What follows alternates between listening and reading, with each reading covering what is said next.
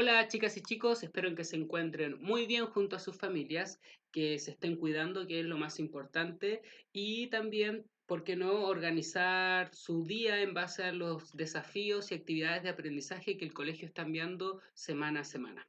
Bien, así que comenzamos esta clase con la continuación de la unidad número uno, que es la que está aquí arriba, ya que en la primera clase vimos los antecedentes externos e internos que permitieron la independencia de los países o de las colonias de América, ¿bien? Y así se corta el lazo y el desapego, por decirlo de una forma, con la corona española. Vamos a ver tres grandes temas durante esta presentación, por lo tanto va a ser un poco más larga que la anterior, pero va a exponer todos los contenidos que ustedes necesitan saber de esta unidad. Así que es súper importante que la vean y puedan sacar algunos apuntes, copiar algunos mapas conceptuales, y también este video va a ayudar a responder los desafíos que son evaluados y las actividades de aprendizaje que se suben por la página web. Entonces vamos hoy día a profundizar en el periodo de independencia, el nuevo orden y las influencias de Estados Unidos.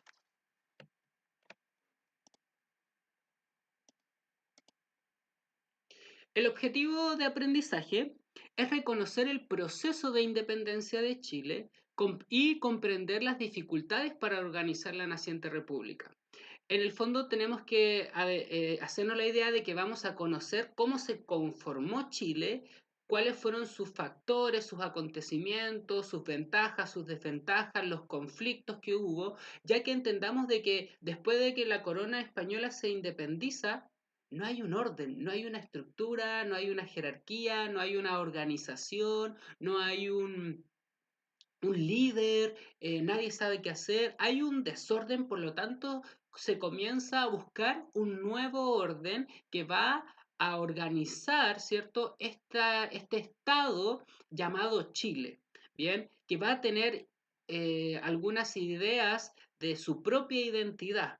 Por lo tanto, va a ser complejo, ¿cierto?, explicar este periodo, ya que tiene bastante acontecimiento y figuras que van a marcar parte de la historia de la independencia y luego República de Chile.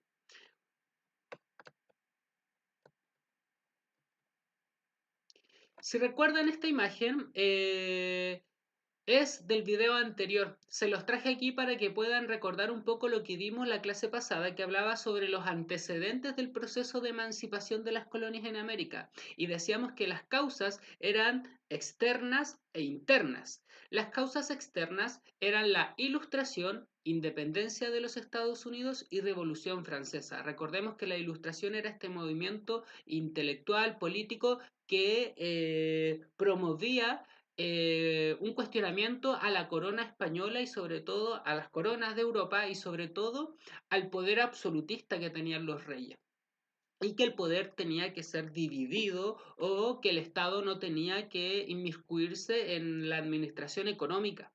Por lo tanto, estas ideas son las de las que nos vamos a tomar, se va a tomar algunos independentistas o criollos para promover una independencia. Bien, el caso de la independencia de los Estados Unidos y la Revolución Francesa van a ser ejemplos para Chile. Chile va a estar muy atento a estos dos acontecimientos en donde Estados Unidos va a lograr independizarse con sus 13 colonias de la corona de Inglaterra, ¿cierto?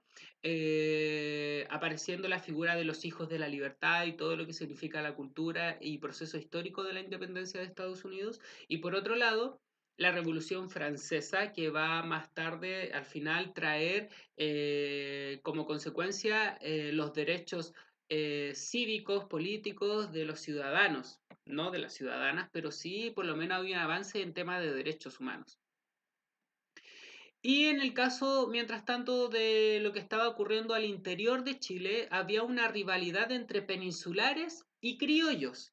¿Qué significa esto? Que los peninsulares, que eran los españoles que se encontraban en Europa, que querían tener la administración de América y querían continuar con este dominio, se encontraron frente a criollos que estaban bastante descontentos con este trato, con esta administración que estaba teniendo la corona y por lo tanto tenían ansias y deseos de poder independizarse, soltarse, desapegarse de la corona española.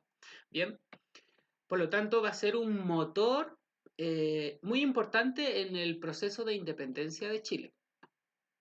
Y tenemos que el monopolio comercial era otro factor que estaba perjudicando un poco a los criollos de América, ya que España tenía el control completo de los mercados, de los puertos de América, por lo tanto, las colonias en América no podían comercializar con otros estados, naciones, no podían comercializar con otros países y esto perjudicaba claramente a los criollos de América. Entonces, comenzamos así con este recuerdo que nos permitía entender cómo llegamos a este periodo que es el proceso de independencia. También es una imagen de la clase pasada y la traje porque con esta imagen quedamos finalizando la clase.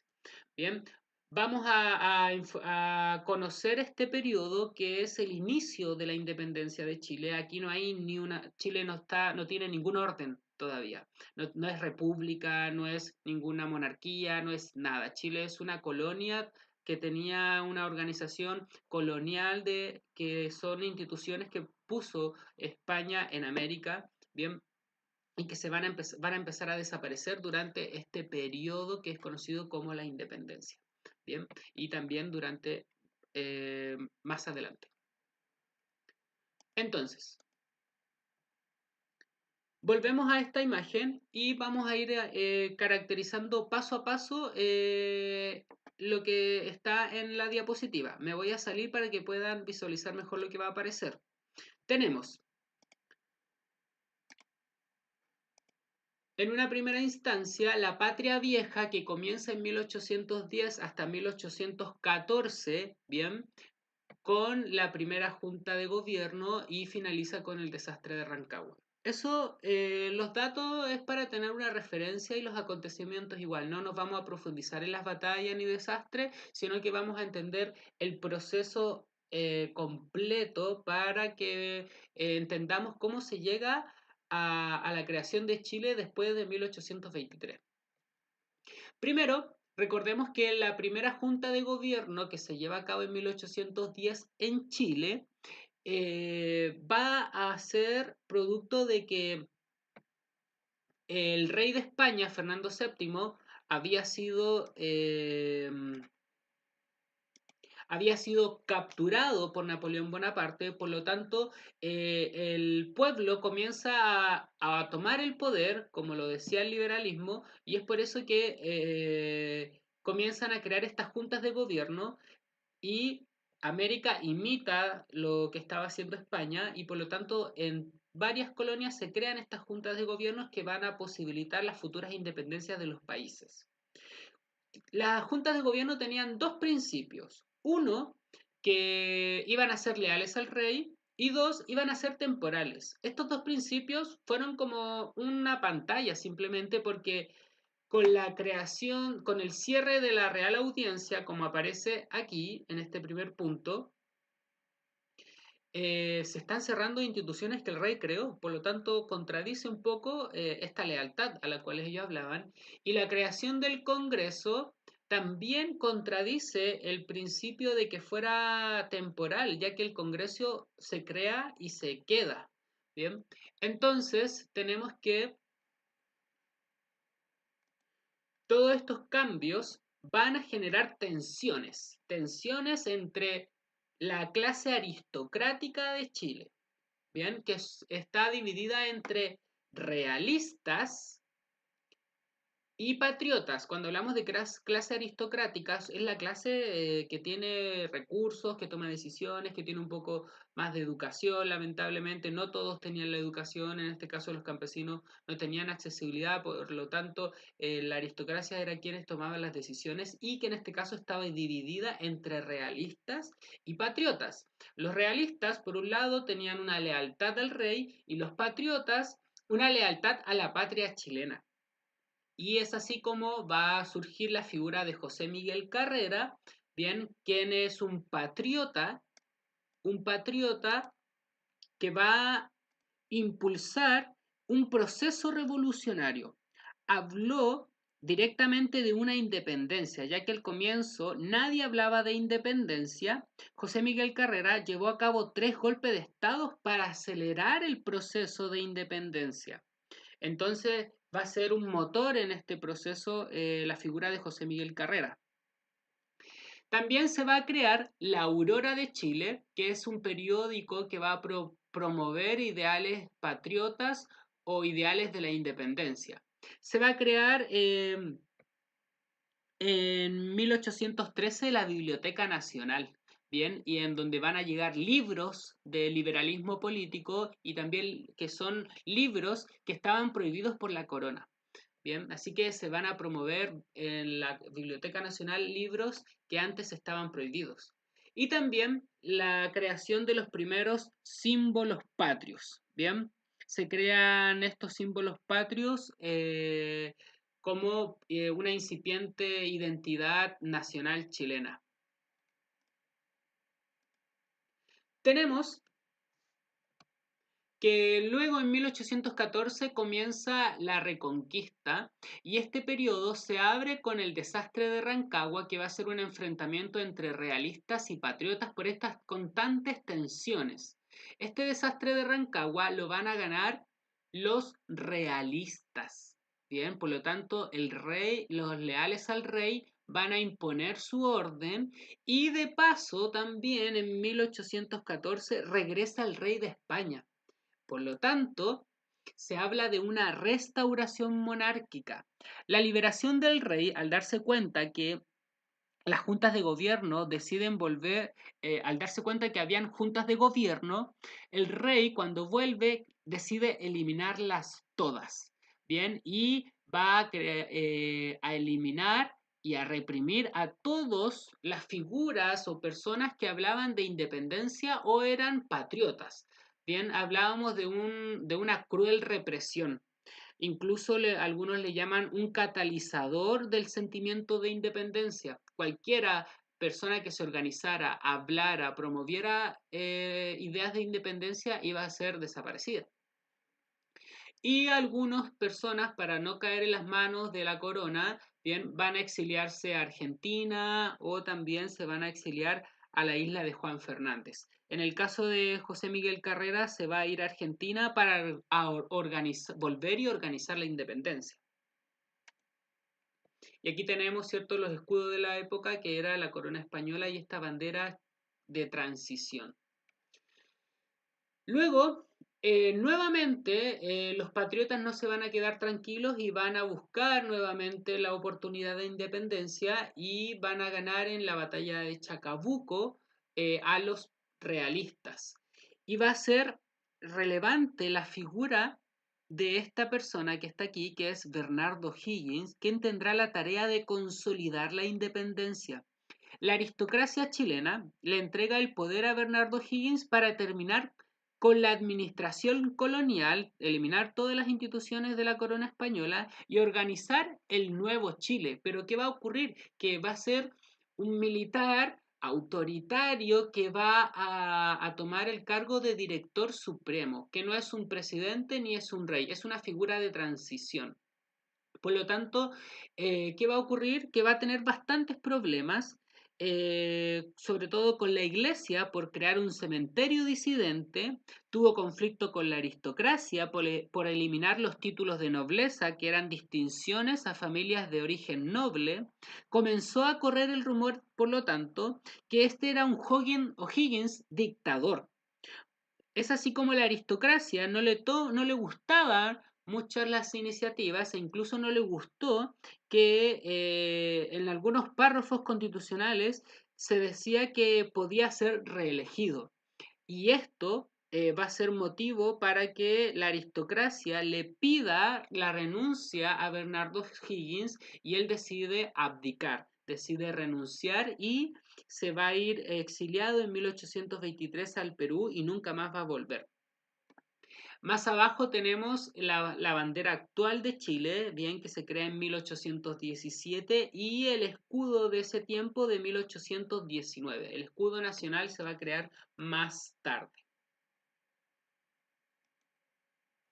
Ok, entonces, el periodo que acabamos de ver, que es el periodo de independencia de Chile, lo vamos a ubicar en esta línea de tiempo para que nos ubiquemos en dónde estamos, qué pasó antes, qué viene y así no andemos tan perdidos o perdidas. Bien, y este es el periodo de independencia. Bien, si se dan cuenta, la colonia o la corona española dominó por bastante tiempo y cuando se crea la primera junta de gobierno en 1810, que es este periodo de independencia, es lo que aquí se ve representado, un periodo muy corto. Vamos ahora a conocer qué ocurre en este periodo llamado anarquía, pero lo vamos a cambiar por aprendizaje político, entendiendo de que Chile no conocía, no había vivido una experiencia de conformar un país, porque era todo nuevo, es que se va a llevar a cabo un periodo de aprendizaje político que contempla los años de 1823 a 1830. ¿Cómo organizar la república? Bien, van a ser las preguntas que se van a generar durante este periodo de aprendizaje político. Bien, entonces, este periodo de aprendizaje político va a caracterizarse por dos acontecimientos importantes. Bien, voy a volver. Por dos acontecimientos importantes y uno, para este lado, es la diferencia entre conservadores y liberales. Esta diferencia venía ya desde los inicios de la patria vieja, ¿cierto?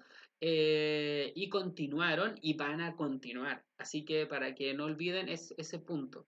Y también, como estábamos en plan de organizar este Estado, teníamos que crear una constitución, ya que era la carta que nos iba a guiar durante el proceso de nuestro país.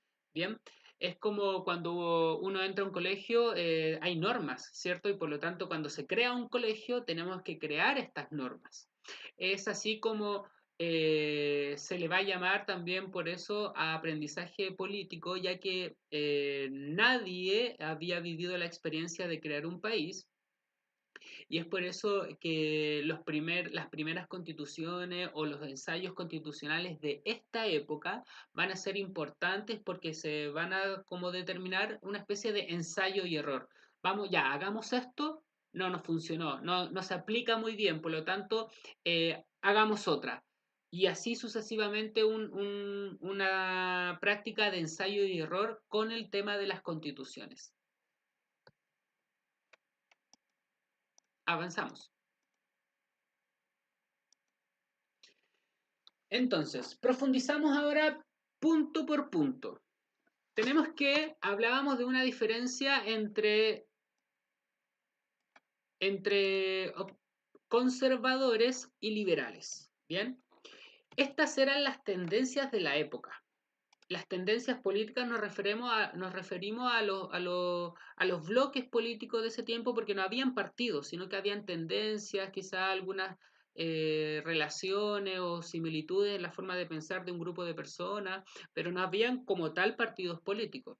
Es por eso que les vamos a llamar tendencias. Y estas dos tendencias se veían muy conflictuadas durante un buen tiempo y sobre todo en este proceso de aprendizaje político en donde no había un líder, no había un organismo que rigiera un orden, por lo tanto todos querían participar y todos competían por qué idea, ¿cierto?, iba a quedar plasmada en los documentos que iban a formar el país.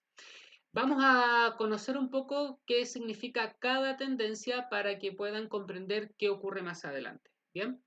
Me voy a desaparecer de la imagen nuevamente porque va a aparecer otra imagen aquí. Entonces, eh, las tendencias políticas de la época eran los conservadores y los liberales. Los conservadores eran grupos de pelucones, estanqueros y ojiguinistas. Los pelucones eran aristócratas de Santiago, eran criollos aristócratas de Santiago quienes tenían una tendencia a ocupar sobre todo las pelucas de Inglaterra del siglo XVIII. Recordemos que Chile tuvo mucha influencia de la colonia. Recuerden que si vamos al mapa que estaba atrás, la colonia, ¿cierto?, duró bastantes años. Por lo tanto, de aquí en adelante va a haber una influencia española y esta influencia de la corona va a estar principalmente reflejada en los conservadores, ¿bien? Y es por eso que los pelucones se les llama así porque ocupaban grandes pelucas en imitación a Inglaterra del siglo XVIII. Los estanqueros van a ser comerciantes, ¿bien?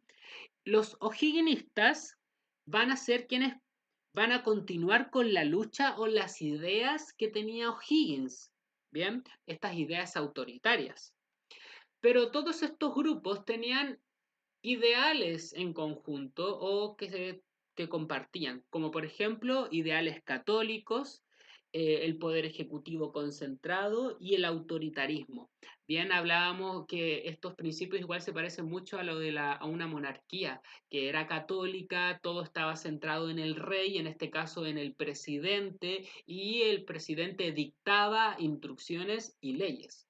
Por lo tanto, los conservadores deseaban esa estructura muy rígida de país.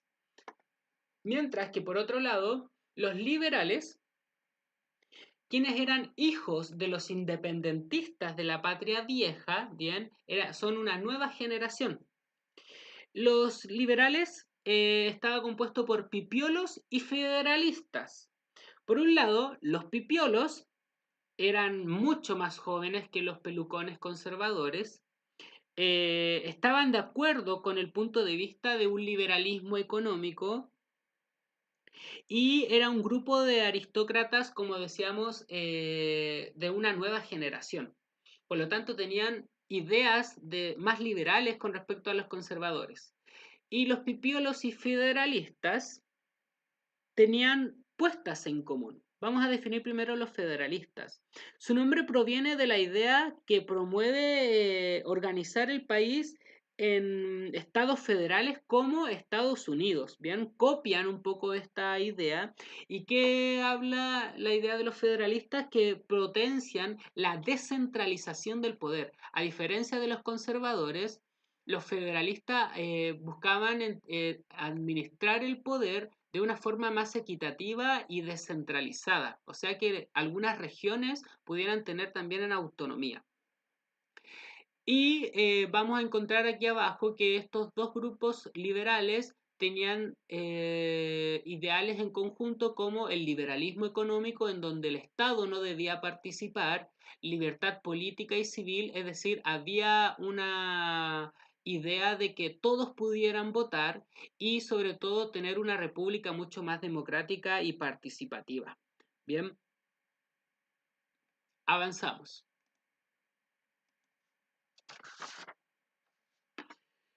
Entonces, vamos ahora a conocer la primera constitución, los ensayos constitucionales que se dieron durante este corto tiempo, que fueron 7 años, así que son 7 años en donde hay ensayo y error, no funciona, no aplica bien la constitución, no nos está funcionando, por lo tanto fueron varios los ensayos y error que más adelante se van a concretar en una constitución que va a durar por un buen periodo. Mientras tanto, vamos a conocer la primera constitución que va a ser de carácter moralista.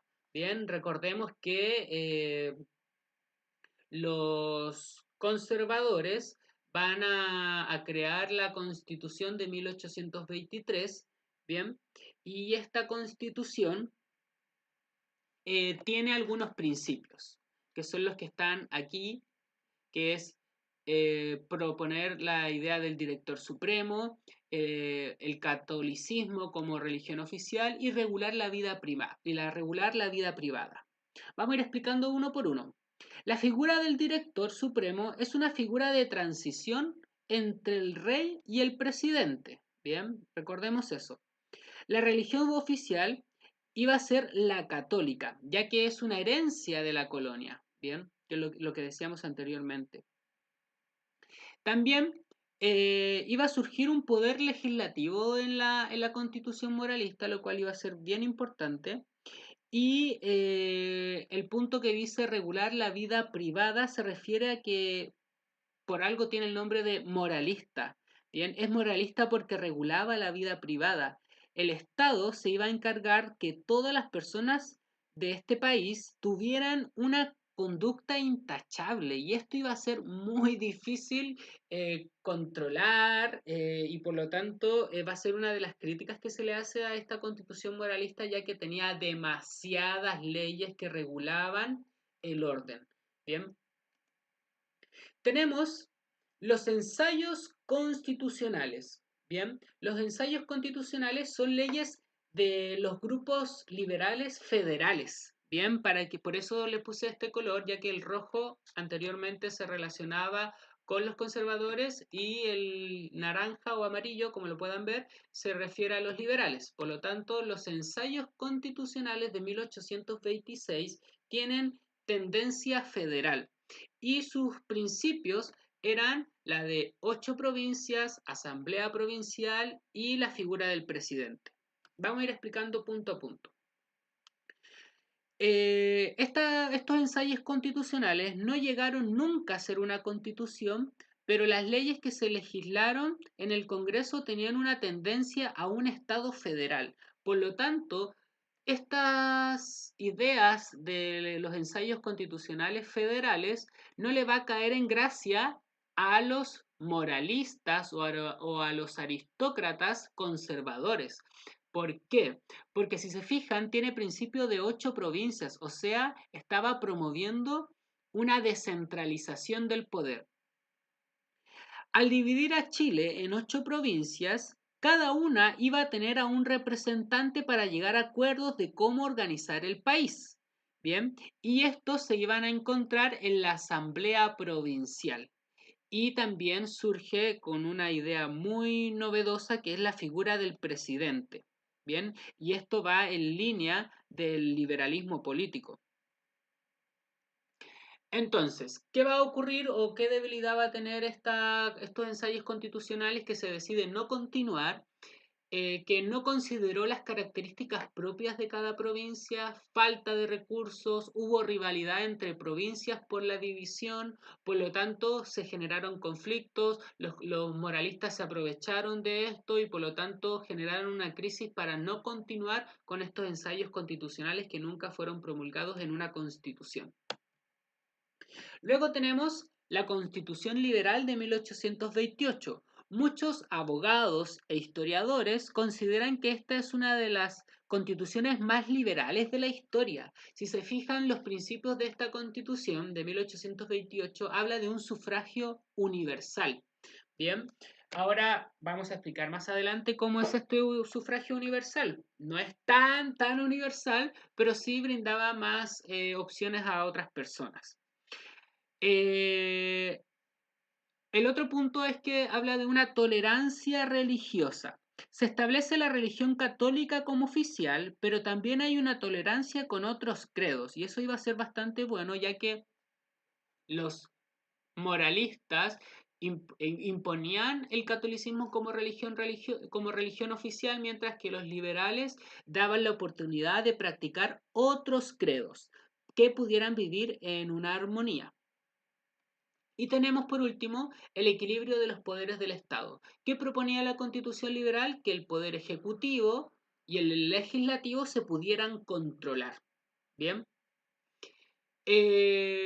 Como debilidad es que también tiene la debilidad del poder concentrado, mucha autonomía a las provincias sin capacidad de ejercerlas. Bien, aquí habían falencias que a la Constitución liberal se le cuestionó. Entonces, llegamos a este punto, que es una guerra civil que se da durante el periodo de aprendizaje político, si se fijan, de 1829 a 1830. Recordemos que los ensayos constitucionales o la última constitución liberal termina en 1828. Y en 1829 se da una guerra civil que va a terminar con la batalla del Ircay. La guerra civil se debe a que las profundas diferencias durante el periodo anterior, estas diferencias eran políticas, nunca cesaron y se acrecentaron en esta guerra civil en donde ninguno de los dos bandos, ni conservadores ni liberales, estaba dispuesto a ceder. Si se fijan aquí ya en la batalla del Ircay, las tensiones que venían con el tiempo dándose se cortan y se lleva a cabo la guerra civil. ¿Y qué va a ocurrir? El grupo que ganara la guerra civil iba a ser el grupo que iba a cantar las instrucciones e iba a encargarse de organizar el país. Bien, así que el que ganaba, ganaba todo y el que perdía, perdía todo. Así que en este caso, quienes van a ganar la batalla del Ircay en 1830 son los conservadores. Es decir, que desde 1830 hasta 1860, cerca de 30 años, los conservadores van a gobernar y van a comenzar a crear una república con tintes de conservadores. Bien. Es así como terminamos el periodo de aprendizaje político en 1830 con la batalla del Ircay y desde 1830 a 1861, bien, si se fija en este periodo, la república que se va a crear en Chile al comienzo va a ser de carácter conservadora. Luego viene una liberal, parlamentaria, que vamos a ir viendo a medida que avancen las clases, pero hoy día nos vamos a quedar con la república conservadora que dura desde 1830 a 1861. Y como habíamos dicho que el rojo significaba la república conservadora, vamos a conocer que los primeros presidentes son de carácter conservador, ¿bien? Y si se fijan, los dos primeros presidentes eran militares, o sea, continúa este liderazgo militar que tiene Chile como antecedente en la creación de su formación de Estado. Y característica de esto, de este periodo conservador, es que los presidentes duran cerca de 10 años. Aquí no quiere decir que el periodo duró 10 años, sino que cada uno logró ser reelegido y comparte así un segundo periodo, ¿bien? Tenían que durar 5 años, pero logran los tres presidentes ser reelegidos por constitución y es así como se llama el decenio conservador, ¿bien? 10 años, 10 años y 10 años. Dos periodos y dos periodos en donde la República Conservadora establece en lo profundo de nuestro país tintes, ideas, legislaciones conservadoras. Durante este periodo se va a crear en 1833, en el periodo de José Joaquín Prieto, una constitución que va a durar bastantes años y esta constitución va a ser la que, en fin, va a traer un orden momentáneo, no van a ocurrir guerras, sino que sí van a ocurrir conflictos, tensiones políticas, pero va a traer una incipiente tranquilidad al país bajo el gobierno conservador. Tenemos aquí entonces que la Constitución de 1833 tiene tres principios importantes. Bien, voy a aparecer. La Constitución de 1833 primero, entrega amplias facultades al presidente de la República. Una de las facultades que va a entregar la Constitución del 33 va a ser que el presidente va a tener la facultad de establecer o dictar el estado de sitio. Bien, que me imagino que ya han escuchado hablar sobre el estado de sitio. Esto significa que cada vez que el país se encuentre frente a alguna amenaza, alguna emergencia o alguna situación anormal considerada por la Constitución, el presidente o el Ejecutivo puede decretar estado de sitio. En la práctica, ¿qué va a significar esto? Que el estado de sitio va a coartar ciertas libertades civiles, como por ejemplo la libertad de prensa y la libertad de movilizarnos de manera libre por el lugar que queramos. Bien, y esto va a ser una herramienta con la que se van a tomar los conservadores durante estos 3 decenios, bien, para instaurar orden. A través del toque de a través del estado de sitio, los presidentes van a aplicar esta facultad que le entrega la Constitución para organizar el país, para de forma autoritaria imponer un orden, ¿bien?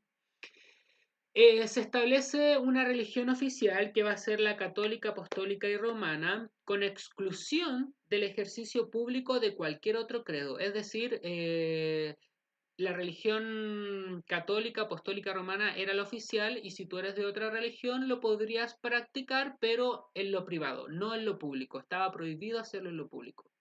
Y por último, tenemos que se establece el sufragio censitario, bien que era lo que promovía el grupo o la tendencia conservadora. Recuerden que los liberales hablaban de un voto universal. El voto, que era súper acotado, igual el voto universal, el voto censitario es aún más prohibitivo o restringía el derecho de ir a votar. ¿Quiénes podían votar? Mayores de 21 años si eras casado y los mayores de 25 años si eras soltero. Aparte, si sabías leer y escribir y súmenle que tenías que acreditar que tenías una propiedad o renta. Bien, había muchos requisitos para ir a votar y sobre todo votaban los mismos aristócratas que van a proteger su poder, van a proteger su situación política, económica, social, no abriendo el voto. Bien. Por lo tanto, hablamos así de una figura bastante importante del periodo conservador,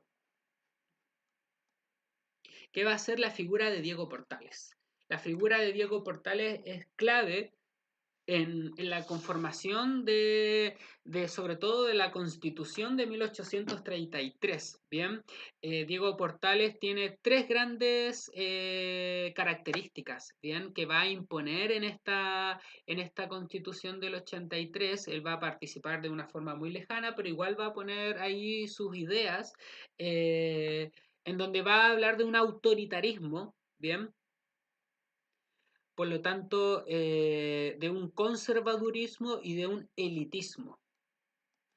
Entonces, cuando hablamos de autoritarismo, hablamos de que el presidente tenía que tener mucho poder y es lo que hablábamos del estado de sitio. Bien, era una especie de rey sin corona, así lo llamaba Diego Portales, el poder bien concentrado. Y por otro lado tenemos el conservadurismo que estaba de la mano con la religión. Bien, la religión católica decía qué es lo correcto y qué no es lo correcto, qué es moral y qué es lo inmoral. Bien, y el elitismo se refiere a que los derechos, en este caso el derecho a voto, iba a ser súper restringido y que iba a ser para un grupo solamente de la sociedad. Bien, pero estas características de autoritarismo, conservadurismo y elitismo van a permitir a Chile un orden. Bien, un orden que incluso se va a destacar en la región porque va a ser el primer país que logra un orden tan pronto, impuesto claramente. Entonces, hablamos ya, para ir finalizando, la organización económica durante la República. Me voy a correr. La organización económica estaba principalmente basada en los puntos que vamos a ir leyendo e explicando.